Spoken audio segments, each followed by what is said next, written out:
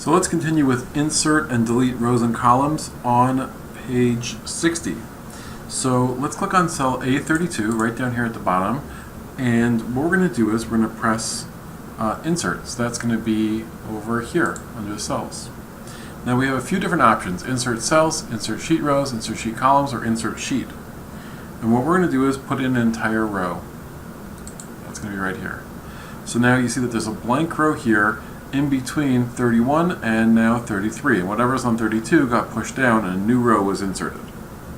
Okay, so now we're going to click on row 27. So that's this guy over here. All of row 27 is selected. And we're going to go to the delete button in the cells group, just like that on top. And that deleted row number 27. It completely disappeared. Next, we're going to click on column J over here, and we'll click on the delete button in the cells group. It disappears. Then we're going to resize columns F and H.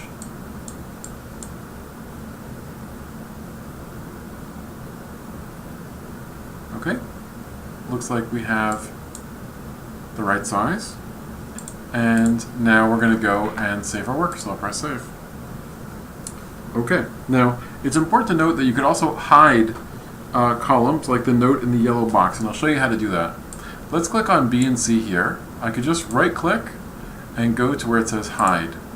They disappear, and the reason why you know that there's actually hidden columns there is if you look up at the top, you see it says A and then it says D, and in between there's those two double lines. Those two double lines mean there's something in between. So if I press unhide, it will bring one of them back. Now it goes A to C. So there's still something missing. I'm going to go unhide again, or I'll grab both and press unhide. There we go. And now I see everything back to be the normal size. So sometimes if you have a lot of data that you actually don't want to show, you want to hide, you're able to go and hide a bunch of columns. So it looks like the data is not there. It makes it a lot easier to see and print out, but really it's going from A to H. So we can grab both of those and press unhide, and it brings everything back, right? So sometimes you want to hide it. It doesn't erase it, it just hides it from being able to see it. Okay, so before we move on, let's take a look at the note at the bottom of page 61, and we'll see what they say. Now sometimes when you're trying to share details with colleagues, what you can do is put a note in. So we'll do that, let's say, to explain this number. So I'm going to go up to the top, and we're going to go to where it says review, and I'm going to put in new comment. Okay, so when I do that, you see my name comes up. I'm going to go, this is the number for the budget, and it disappears. But that little red dot is there, so when I roll over, I could open it up and get some more information.